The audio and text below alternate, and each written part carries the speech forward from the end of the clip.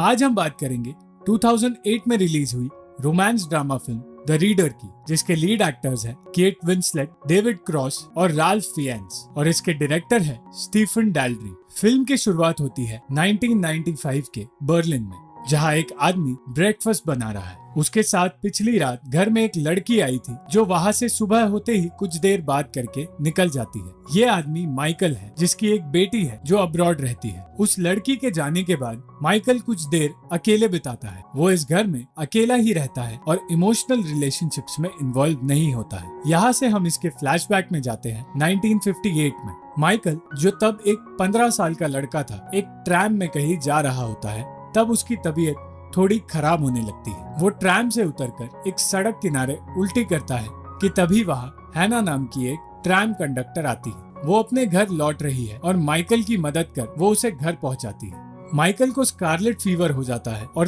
3 महीने लगते हैं उसे ठीक होने में। पूरी तरह ठीक हो जाने के बाद वो हैना से मिलने जाता है, उसका शुक्रिया अदा करने।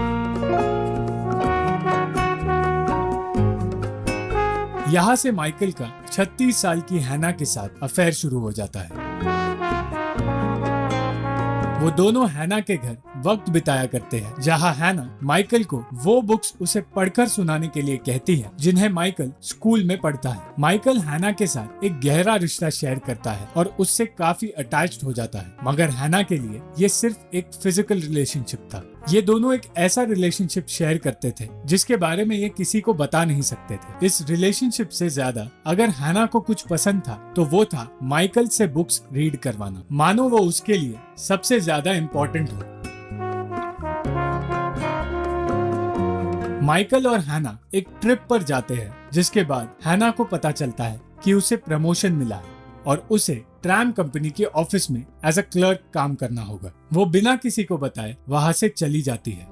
माइकल उसे हर जगह ढूंढता है, उसके अपार्टमेंट में भी जाता है, मगर उसके बारे में उसे कुछ पता नहीं चलता। इस बात से माइकल काफी हर्ट हो जाता है। कुछ सालों बाद 1966 में Michael Heidelberg university law school में एज अ स्टूडेंट जाता है, जहाँ एक सेमिनार होता है। उस सेमिनार में स्टूडेंट्स को एक केस ट्रायल देखने के लिए ले जाया जाता है। ये ट्रायल उन औरतों के खिलाफ था जिन पर आरोप था कि उन्होंने 300 जूइश औरतों को एक जलते हुए चर्च में मरने के लिए छोड़ दिया था। 1944 और 45 के बीच जर्मनी में डेथ मार्चेस हुए थे, जहां जूइश कैदियों को जबरदस्ती मजदूरी के लिए ले जाया जाता था और उसके बाद उन्हें कंसंट्रेशन कैंप्स में टॉर्चर किया जाता था। ये औरतें उस डेथ मार्च में स्पेशल गार्ड का काम कर रही थी। यहाँ माइकल को एक बहुत बड़ा शॉक लगता है जब वो देखता है कि जिन औरतों पर केस हो रहा है उनमें हैना भी मौजूद है। वो अब धीरे धीरे हैना को भूलने लगा था और अपनी लाइफ में मूव ऑन कर रहा था, पर इतने सालों बाद हैना को देखकर अब वो फिर से उसके बारे में सोचने लगा है और वो उस दर्द को नहीं भूल पा रहा है जो हैना ने उसे दिया था। इस ट्रायल की सबसे इम्पोर्टेंट विटनेस है इलाना माथेर, जो उस मेमोयर की ऑथर है जिसमें उसने अपने और अपनी माँ के बारे में लिखा था। ये दोनों कॉन्सेंट्रेशन कैंप से जिंदा बाहर निकली थी और ये दोनों ही इस ट्रायल में गवाही देती है। वो बताती है कैसे हैना दूसरों से कह के शाम को इनके लिए बुक रीडिंग्स अरेंज करवाती थी। हैना की साथ की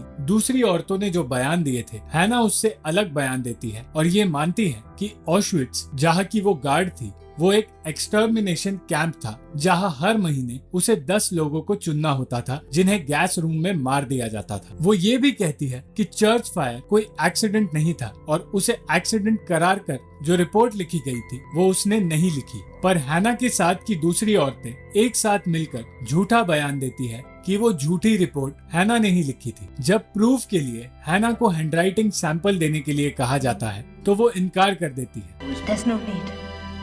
और तब माइकल को हैना के उस सच के बारे में पता चलता है जो वो हमेशा से छुपाती आई है, कि हैना अनपढ़ है, ना वो पढ़ सकती है और ना ही लिख सकती है। माइकल को ये भी पता चलता है कि वो औरतें झूठ बोलकर हैना को फंसा रही है। वो अपने लॉ प्रोफेसर को जाकर ये बात बताता है, पर वो प्रोफेसर इस बारे में कुछ नहीं कर सकते क्योंकि हैना खुद ये सच मानने से इनकार कर रही है। माइकल ये डिसाइड करता है कि वो हैना के पास जाएगा और उसे सच बताएगा।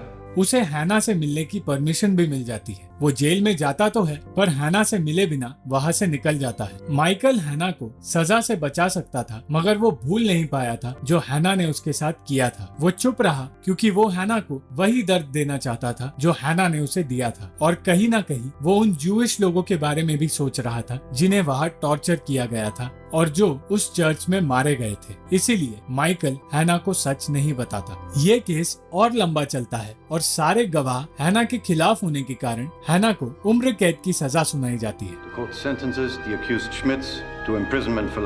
वही दूसरी ओर हैना की साथ की दूसरी औरतों को सिर्फ 4 साल और 3 महीने की सजा दी जाती है। इन सब के बाद माइकल अपनी लाइफ में आगे बढ़ने लगता है। वो शादी कर लेता है, उसकी बेटी होती है और उसका डिवोर्स भी हो जाता है। वो अपनी जिंदगी में आगे तो बढ़ता है पर उसने खुद को एक तरह से अकेलेपन की सजा दी है। उसे वो पुरानी किताबें मिलती हैं जो वो हैना को सुनाया करता था। वो उन्हें पढ़कर रिकॉर्ड करता है और उन रिकॉर्डिंग्स को हैना के लिए भेजता है। हैना उन टेप्स को सुनकर जेल की लाइब्रेरी से बुक्स लेती है और खुद लिखना और पढ़ना सीखती है। कुछ वक्त बाद वो माइकल को चिट्ठियाँ लिखना शुरू करती है।